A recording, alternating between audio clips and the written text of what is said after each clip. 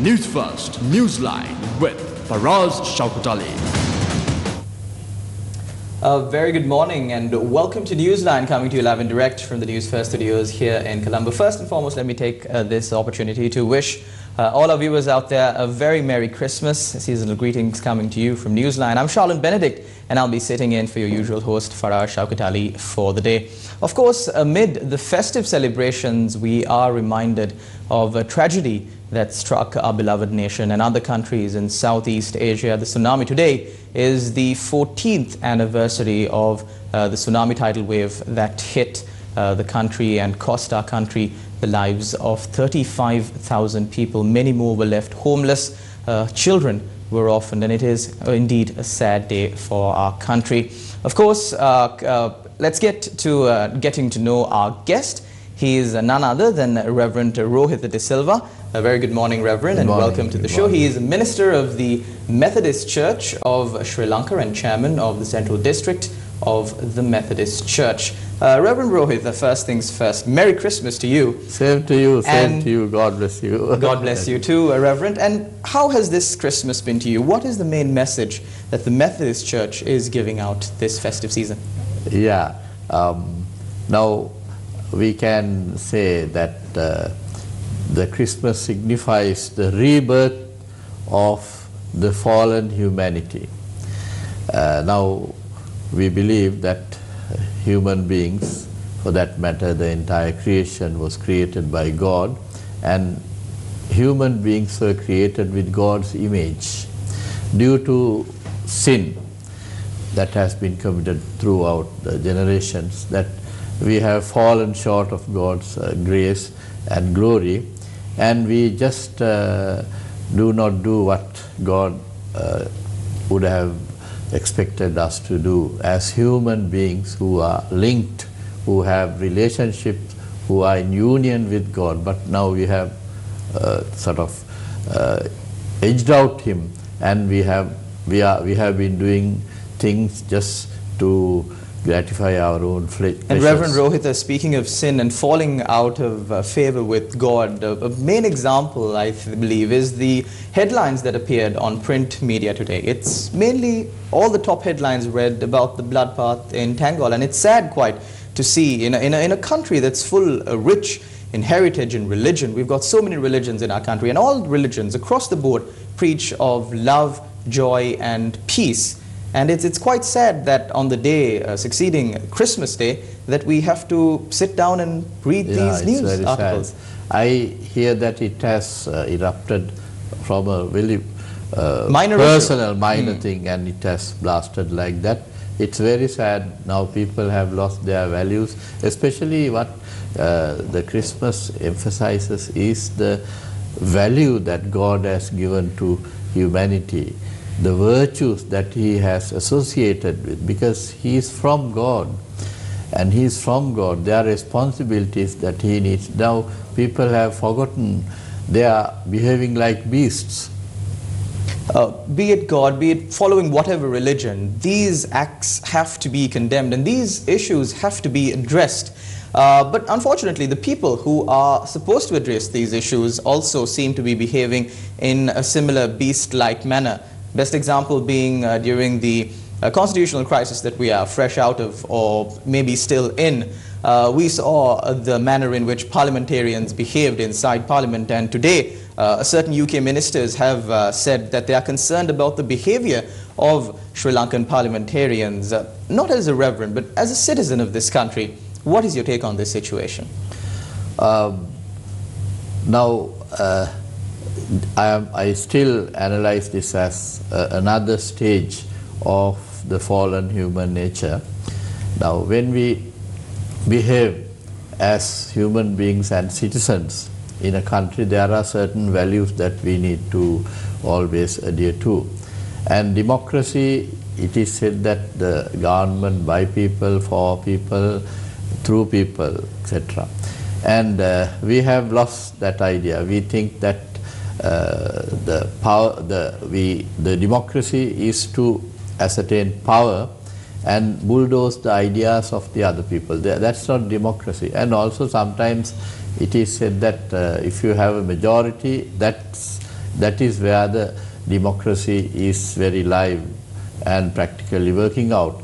But now we have seen occasions where even having the majority power using to bulldoze the views of the others. In a democratic situation, there should be room for others to air their views and respect for the views of the other people.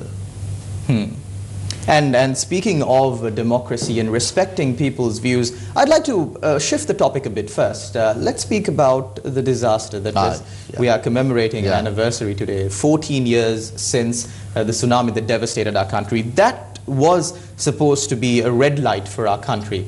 I mean, we definitely did not see that tsunami coming, and as a result, it cost us the lives of 35,000 people. 35,000 people, that is just unimaginable. And still, sadly, we have not moved up a step since then. There are three stages when it comes to a disaster. You get the pre-disaster stage, where you preempt the disaster, where there are warning systems, so on and so forth. Then during the disaster, how do you face this disaster? And then, of course, there is post-disaster relief efforts.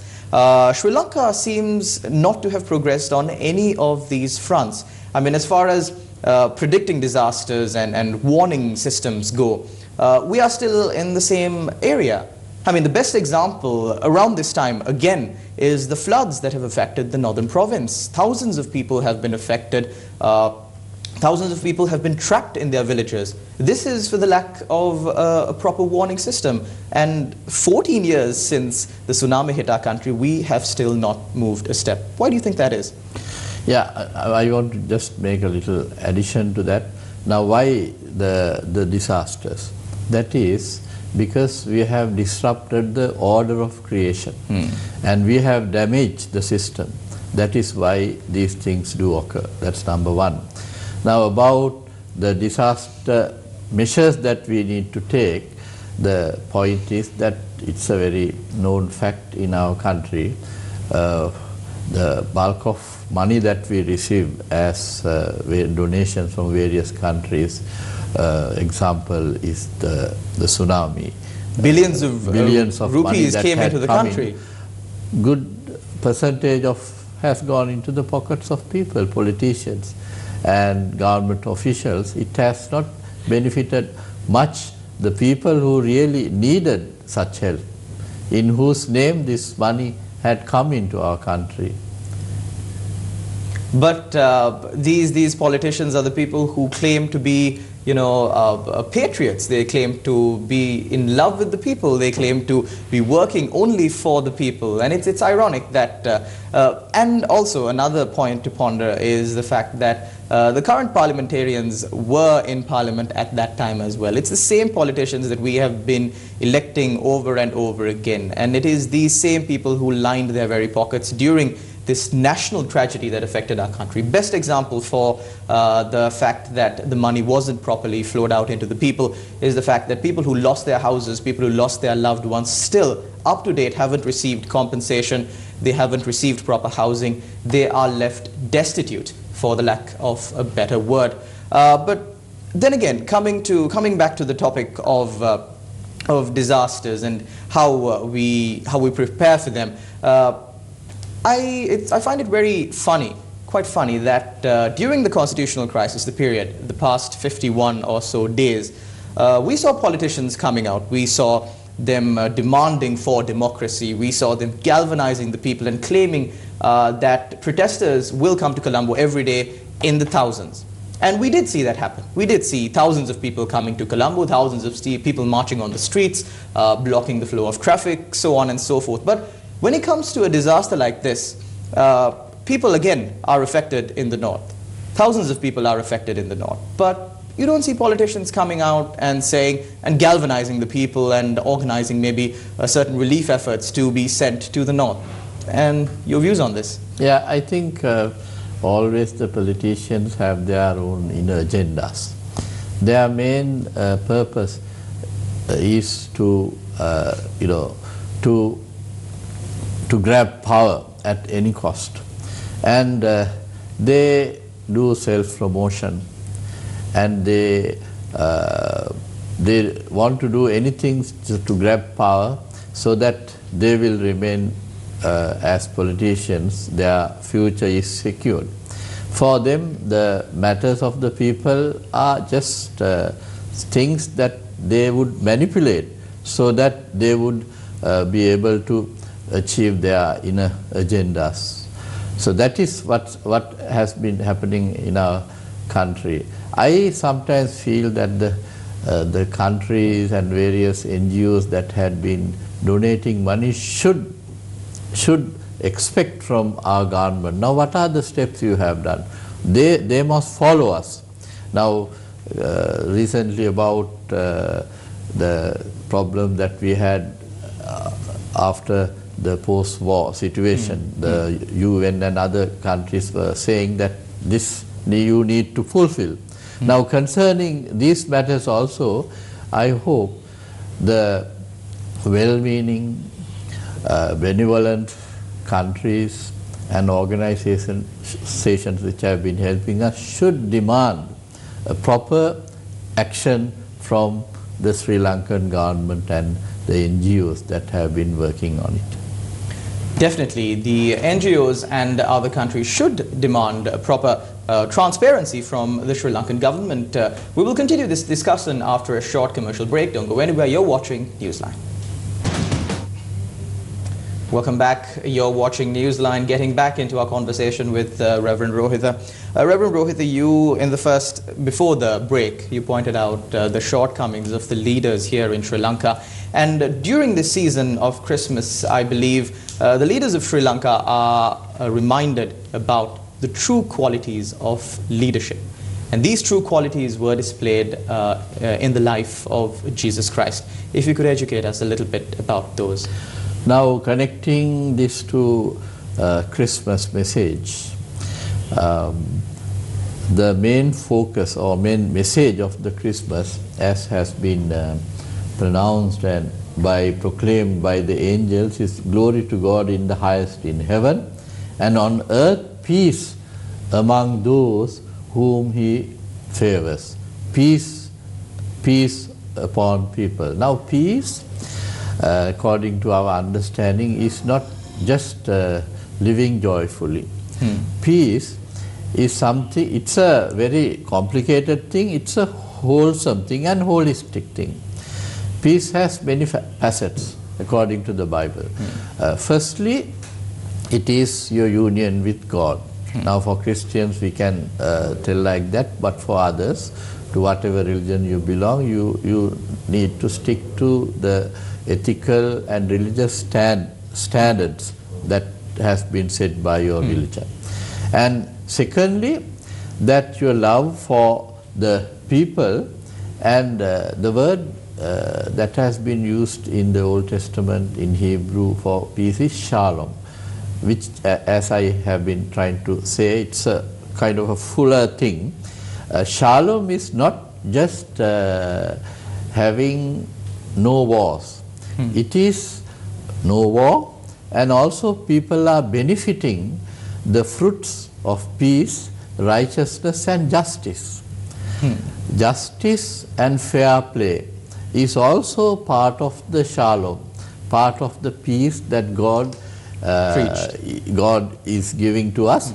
And because God is a just God, He is very concerned about the needs of those who are downtrodden. In the Bible, in the book of Deuteronomy, we find the people of God when they were under the tyranny of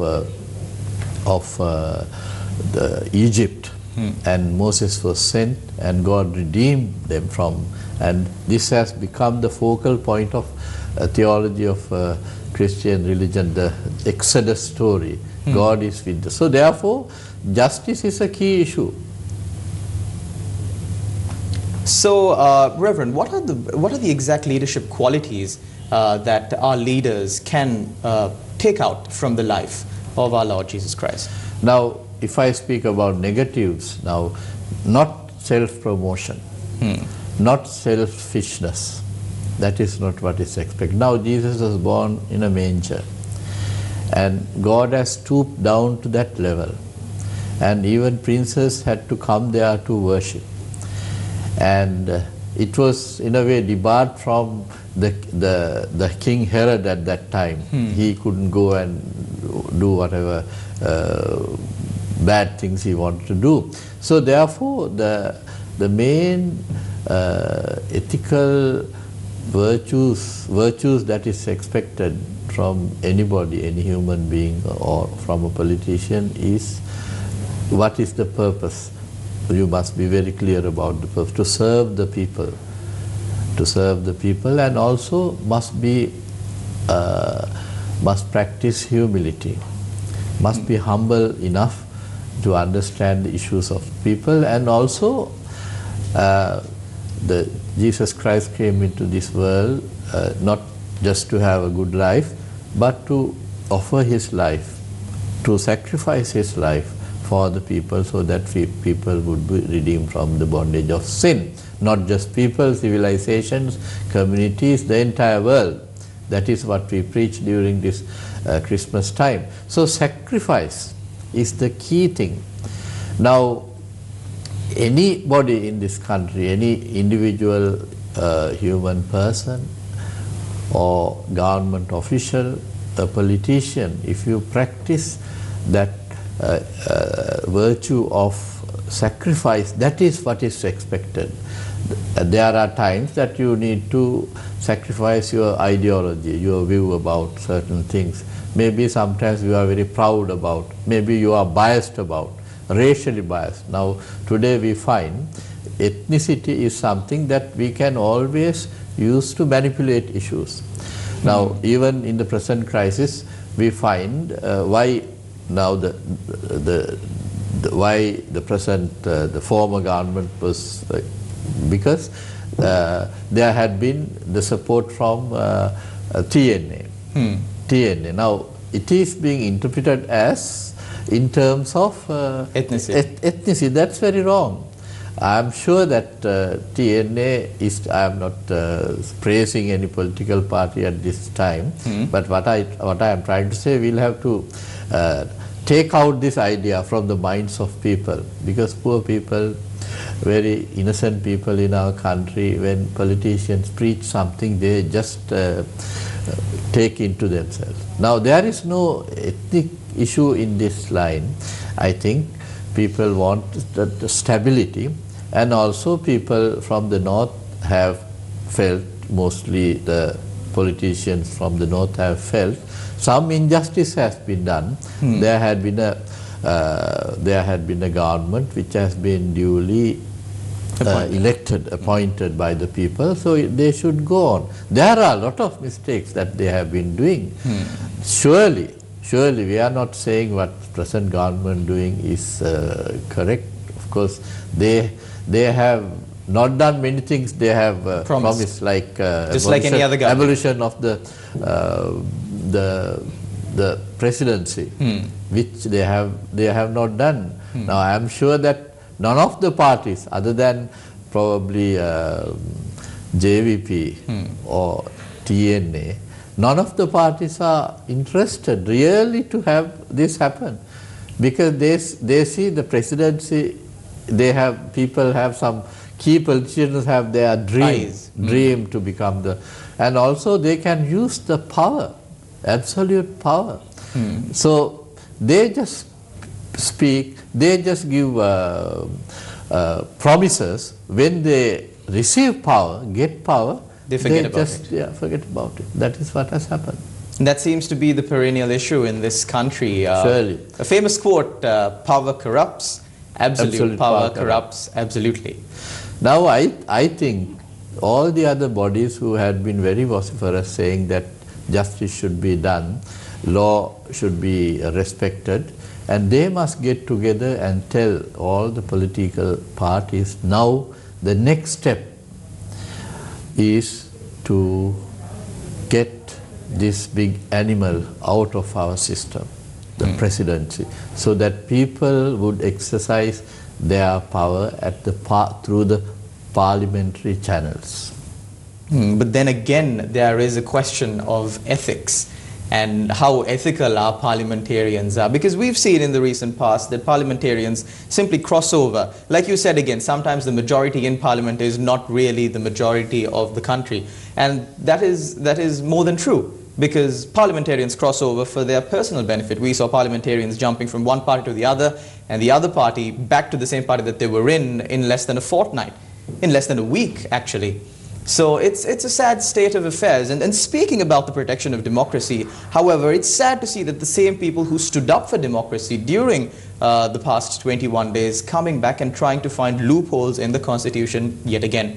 And this situation is evident with the fact that they're trying to extend the cabinet to 32 ministers. And the argument being brought forward by the government is that the Prime Minister and the President cannot be counted as cabinet ministers. What's your take on this?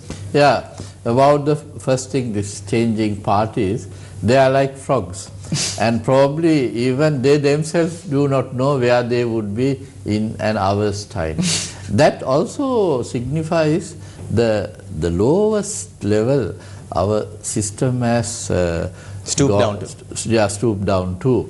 Because of, I think there is a lot of money baggage behind.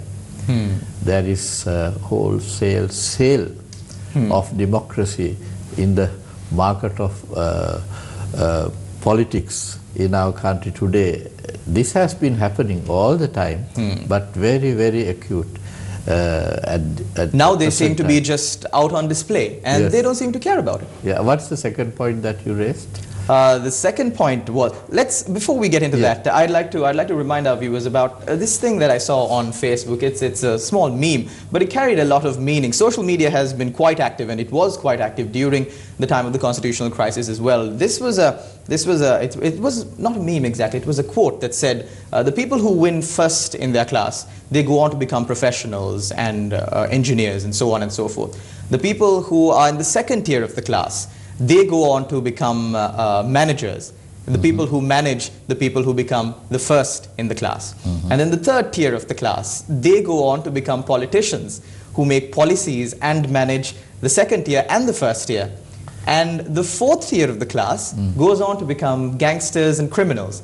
They end up managing the politicians and influencing the politicians who manage the first and second tiers of the class. So this is the system that has been created in our country, and this keeps on playing in a loop. And until we address this issue, we seem to be stuck in a loop. I think your analysis is mainly relevant to our country. When you look at the Western world, I do not always promote Western ideas, but at least in this matter, we can say this analysis does not fit in there.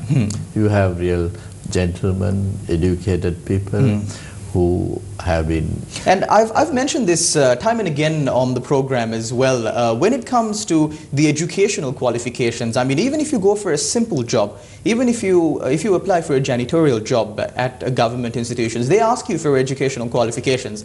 They ask you if you have passed O-levels, ordinary levels, or advanced levels, and so on and so forth, higher education. But when it comes to the most important job in the country, holding public office, educational qualifications doesn't seem to be an issue.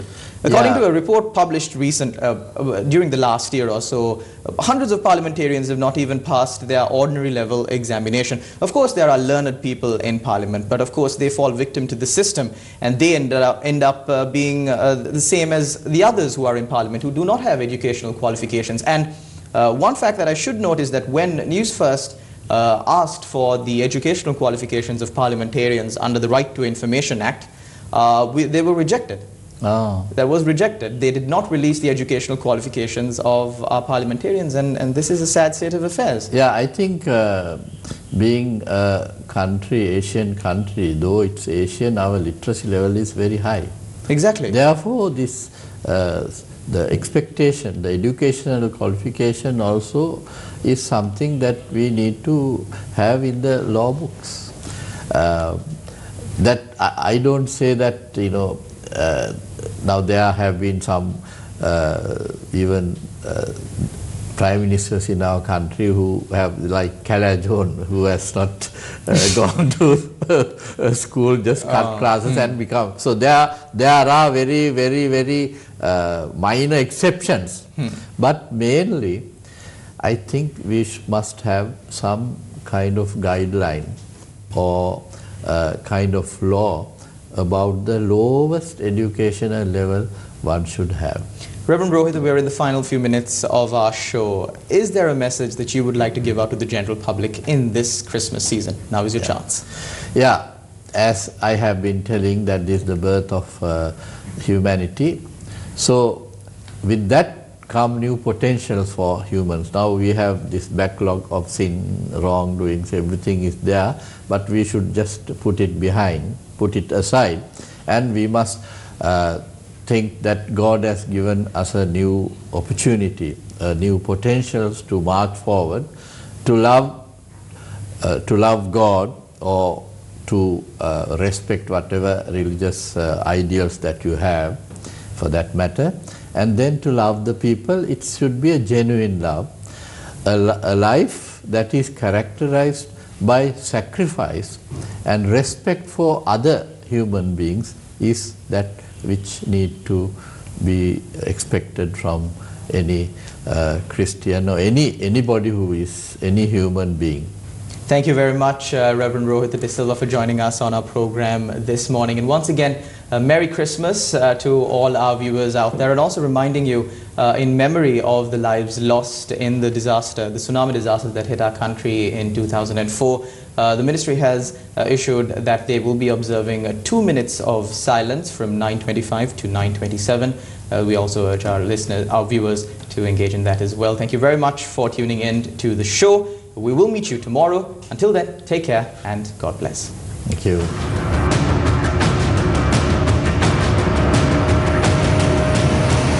News First, Newsline with Faraz Shaukat Ali.